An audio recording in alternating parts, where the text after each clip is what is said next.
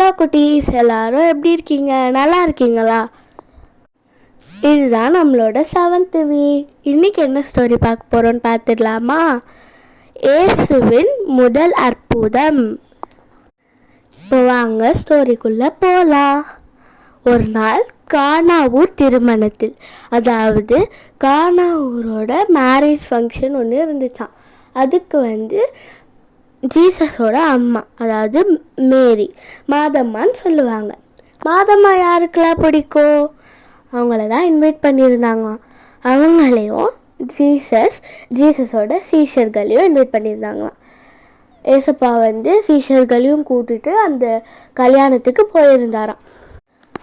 போயிட்டு கொஞ்ச நேரம் கழிச்சு என்னாச்சுன்னா, அந்த ஊரில் எப்போவுமே சாப்பிடும் போது திராட்சை ரசம் கொடுக்கறது ஒரு ஹேபிட்டாக வச்சுருந்தாங்களாம், ஒரு வழக்கமாக வச்சுட்டு இருந்தாங்களாம். அது இப்போது அந்த ஃபங்க்ஷனில் எல்லாருமே வந்துட்டுருக்கும் போது திடீர்னு திராட்சை ரசம் காலி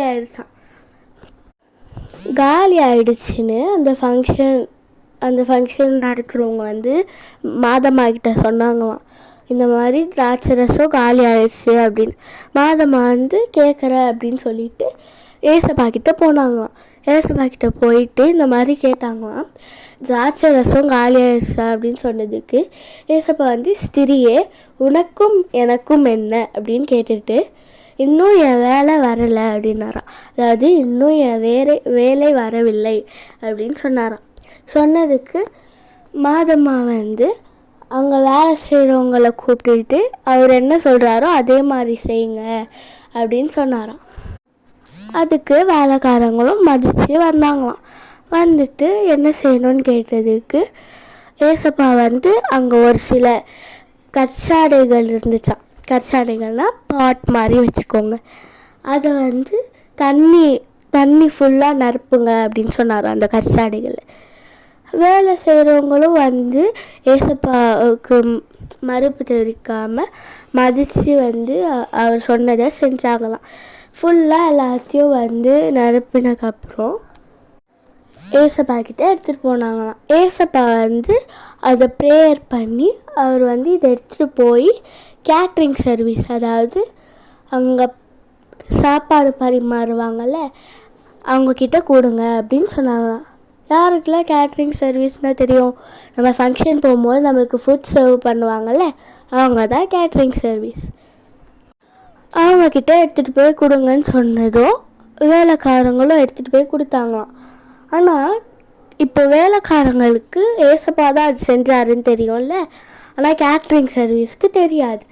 அதனால அவங்க எப்படி வந்துச்சு அப்படின்னு கேட்டதுக்கு ஏசப்பா நம்ம ப்ரேயர் பண்ணி அதை ஆசீர்வதித்து கொடுத்தாரு அப்படின்னு சொன்னதுக்கு சரி அப்படின்ட்டு அவங்களும் சர்வ் பண்ணாங்களாம்.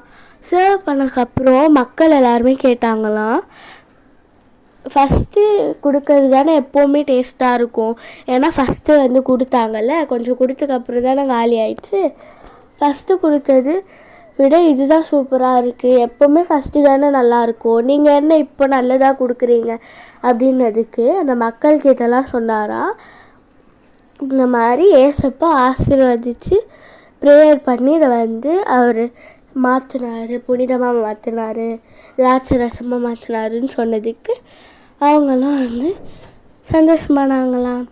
அவ்வளோதான், இதோட ஸ்டோரி முடிஞ்சிச்சு. இன்றைக்கி உங்களுக்கு ஒரு சில கொஷின்ஸ் இருக்குது. அந்த கற்சாடைகள் எத்தனை இருந்துச்சு, அதாவது பாட் மாதிரி இருக்கும்னு சொன்னல, அது எத்தனை இருந்துச்சுன்னு சொல்லணும். அதுக்கப்புறம் எத்தனை குடம் அதில் நிரப்புனா ஃபுல்லாகும் அப்படின்னு நீங்கள் சொல்லுங்கள். கமெண்ட்டில் அனுப்புங்க, ஓகேவா? இனிமேல் உங்களுக்கு எப்போவுமே ஏசப்பாவோட அற்புதம் நெக்ஸ்ட் வீக்கும் சொல்கிறேன், செகண்ட் அற்புதம் என்னென்னு. பாய்.